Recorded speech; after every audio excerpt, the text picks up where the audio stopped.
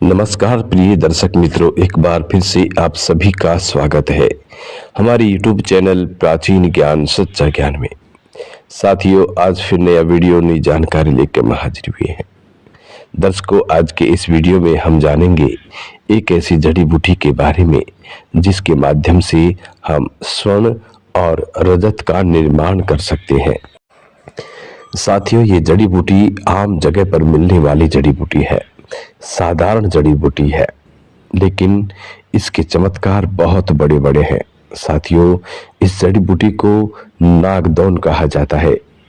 नागदौन जड़ी बूटी आप सभी जानते होंगे। साथियों, ये जड़ी बूटी दिखने में साधारण है। लोग इसे शौकिया तौर पर अपने घरों में लगाते हैं, गमलों में लगाते हैं, लेकिन साथियों, ये जड़ी बूटी कोई साधारण जड़ी बूटी नहीं है। ये बहुत चमत्कारी जड़ी बूटी है। साथियों, ये जड़ी बूटी हीन धातु को स्वर्ण में परिवर्तित कर देती है, कंचन बना देती है। प्रिय दर्शक मित्रों, इस जड़ी बूटी का उल्लेख प्राचीन ग्रंथों में किया गया है, जैसे रस रत्नाकर श्री नागा अर्जुन ने इस बूटी का विस्तार से वर्णन किया है। पारद संहिता में भी इसका वर्णन देखने को मिलता है। प्रिय साथियों, ये जड़ी बूटी बहुत ही अद्भुत चमत्कारी है। साथियों, इस जड़ी बूटी के साथ आप स्वर्ण निर्माण बड़े आराम से कर सकते हैं। साथियों, जो लोग हमारे चैनल पर नए मेहमान बनकर के आए हैं, वो लोग हमारे YouTube चैनल को सब्सक्राइब करें, बेल आइकन ऑन करें, अच्छे अच्छे कमेंट किया करें, ताकि आने वाले हर वीडियो का नोटिफिकेशन सबसे पहले आपको मिले और आप उसका फायदा उठा सके।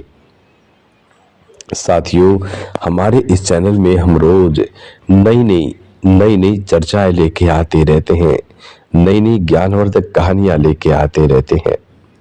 इसलिए साथियों, आप हमारे चैनल को जरूर सब्सक्राइब करें। प्रिय साथियों, एक बात और हम आपको बता दें, सच्चा और सबसे वरिष्ठ कीमियागर वही होता है जो राह चलते स्वर्ण का निर्माण कर दे। साथियों, आजकल के जो लोग सीख रहे हैं, उन लोगों को ये पता नहीं है, वो सिर्फ उन चीजों के पीछे भागते हैं जो मिलना अनपॉसिबल होता है। वो चीज जल्दी मिल नहीं पाती है। वो लोग ऐसी चीजों के पीछे भागते रहते हैं और वो बर्बाद होते रहते हैं।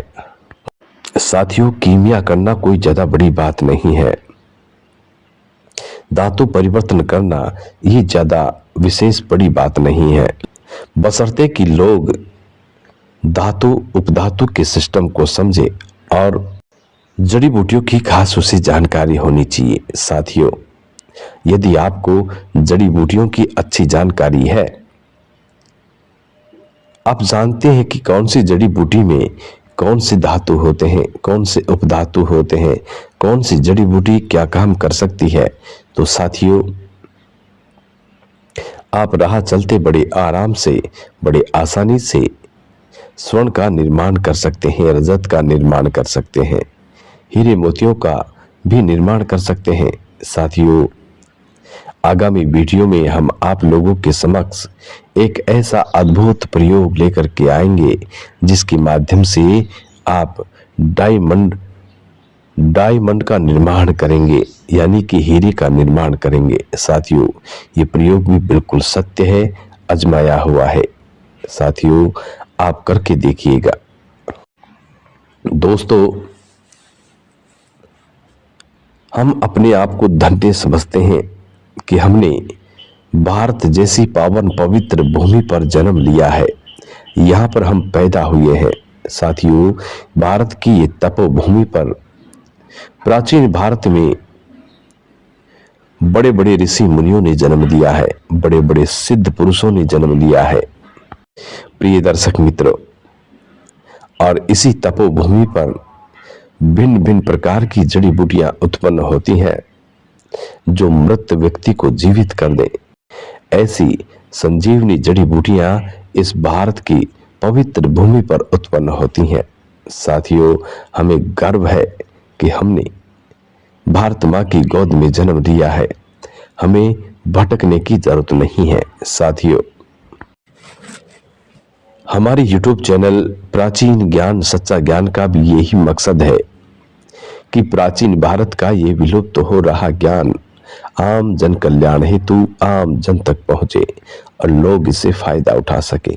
साथियों, प्राचीन भारत का ये ज्ञान आज विलुप्त होता जा रहा है। इसलिए दोस्तों, हमने ये छोटी सी कोशिश की है, ये बीड़ा उठाया है कि प्राचीन भारत की ये धरोहर विलुप्त ना होनी चाहिए। आम लोगों तक ये ज्ञान पहुंचना चाहिए, लोगों को जागरूक होना चाहिए।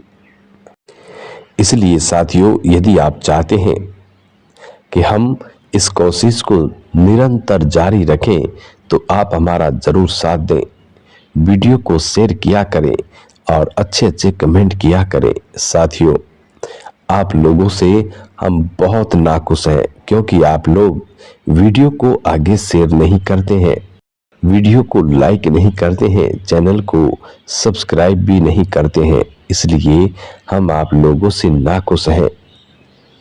फिर भी हम काम कर रहे हैं, फिर भी आप लोगों के लिए नई नई जानकारी लेके आ रहे हैं। तो साथियों, आपसे रिक्वेस्ट है कि आप चैनल को जरूर सब्सक्राइब करें और वीडियो को आगे शेयर किया करें, अपने ग्रुपों में शेयर किया करें ताकि ज्ञान लोगों तक पहुंच सके। ऐसा कहा जाता है कि ज्ञान इंसान को उसके जीवन में कभी भी काम आ सकता है। ऐसा जरूरी नहीं है कि ज्ञान आज ही आपके काम आए। नहीं साथियों, जीवन का, जिंदगी का कोई भरोसा नहीं है, कब कौन से मोड़ पर कौन सा ज्ञान काम आ जाए। इसलिए साथियों, हर ज्ञान, जहां से भी ज्ञान मिलता हो साथियों, उस ज्ञान को ग्रहण करना चाहिए, लेना चाहिए। और साथियों, ज्ञान हमेशा पूरा ग्रहण करें। अधूरा ज्ञान किसी काम का नहीं होता। अधूरा ज्ञान बहुत खतरनाक होता है। इसलिए अधूरे ज्ञान से बचें, ज्ञान पूरा होना चाहिए। साथियों, हमारी बताई गई हर जानकारी पुराने शास्त्र, पुराने ऋषि मुनि या गुरुजनों की दी हुई होती है। इसलिए हमारी बताई गई जानकारी बिल्कुल सही और सटीक होती है। साथियों, हमारी बताई गई जानकारी पर आप निसंकोच होकर कार्य कर सकते हैं।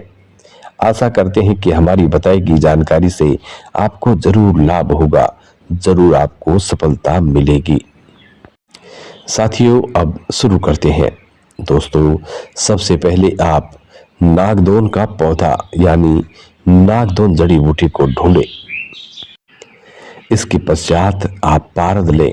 साथियों, 20 ग्राम पारद लेकर उसे खरल में डालें। सबसे पहले उसे नमक से साफ करें, जितना हो सके नमक से साफ करें। जब कालक निकलना बंद हो जाए तब नींबू का रस पारद में डालें और घोटें। साथियों, ऐसा करने से आपका पारद भूखा भी होता है और साफ भी होता है। इसके बाद पानी से धोकर पारद को साफ करें और फिर सल्फ्यूरिक एसिड डालकर फिर घोटें। साथियों, सल्फ्यूरिक एसिड में घोटें। ऐसा करने से आपका पारद बिल्कुल मुसफ़ा हो जाता है। कुछ बूंदे नाइट्रिक एसिड की डालें और घोटते रहें। जब पूरी कालक निकल जाए तो पारद को पानी से धोकर साफ करें। अब ये पारद आपका बिल्कुल शुद्ध हो चुका है। प्रिय साथियों, इसके बाद इस पारद को लें, खरल में डालें और नागदोन जड़ी बूटी के पत्ते, कच्ची टहनियां, उनके रस और दूध के साथ इसे घोटें। साथियों, घोटते घोटते इतना घोटे कि पारद इसके अंदर मक्खन जैसा हो जाए। साथियों, जब आप घोटेंगे तब आपको ये एहसास होगा कि इसमें कितना समय लगता है। साथियों, घोटते घोटते आपका पारद इसी में मक्खन जैसा हो जाएगा, गाढ़ा हो जाएगा। प्रिय दर्शक मित्रों, जब आपका ये पारद गाढ़ा हो जाए, मक्खन जैसा हो जाए, तो इसे निकाल कर अलग पात्र में रखें। इसके बाद फिर आपको गंधक लेनी है। गंधक दूध में या गौमूत्र में भुजावे दी हुई हो और गंधक रेड कलर की हो। साथियों, यदि आपको रेड कलर की गंधक हासिल नहीं होती है तो आप आंवला सार गंधक ले सकते हैं। आंवला सार गंधक लेकर सबसे पहले इसे मुसफ्फा करें। गाय के दूध या घी में या फिर गौमूत्र में इसके बुझावे दें। ऐसा करने से गंधक की अग्नि नष्ट होती है और गंधक शुद्ध हो जाती है। इसी के साथ सिंगरप का टुकड़ा लें। इसी के साथ आपको सिंगरप लेनी होगी। साथियों, यदि आप 20 ग्राम गंधक लेते हैं तो साथियों आपको 10 ग्राम सिंगरप लेनी होगी, 10 ग्राम मेन्सिल लेनी होगी, 10 ग्राम वर्किया हड़ताल लेनी होगी, 10 ग्राम रस कपूर लेना होगा, 10 ग्राम दारचिकना लेना होगा और 10 ग्राम तूतिया यानी कॉपर सल्फाइड लेना होगा। प्रिय साथियों, इन सब चीजों को एकत्रित करके फिर से घोटना होगा।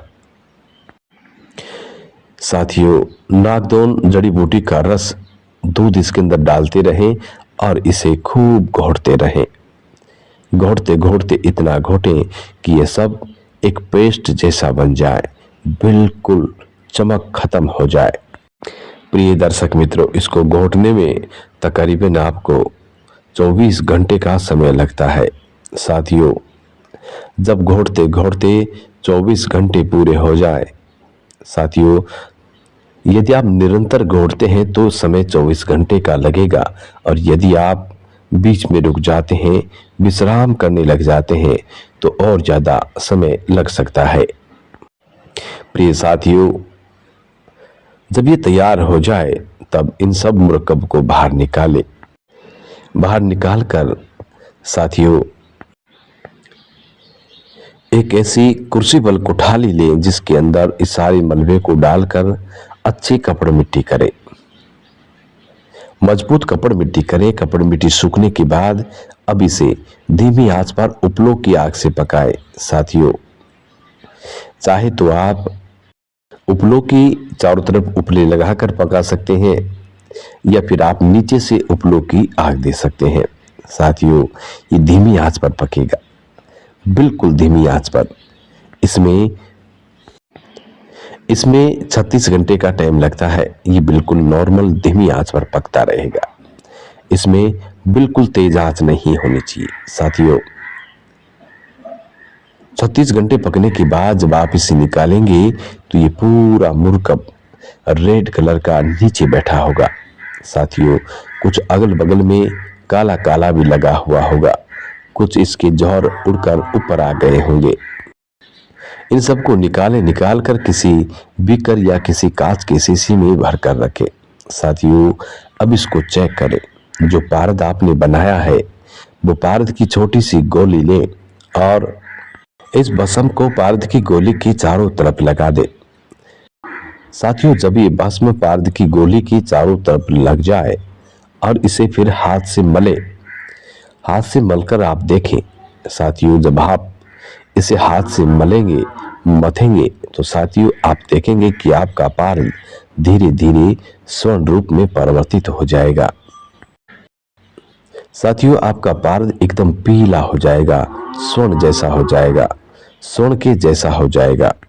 इसके बाद प्रिय दर्शक मित्रों, आप उस पारद की गोली को कुठाली में डालें और चरख दे, सीधा चरख देकर ठंडा करें। साथियों, ये पारद आपका 24 कैरेट का गोल्ड होगा। ये पारद आपका 24 कैरेट का शुद्ध गोल्ड होगा। इसे सीधे आप बाजार में ले जा सकते हैं।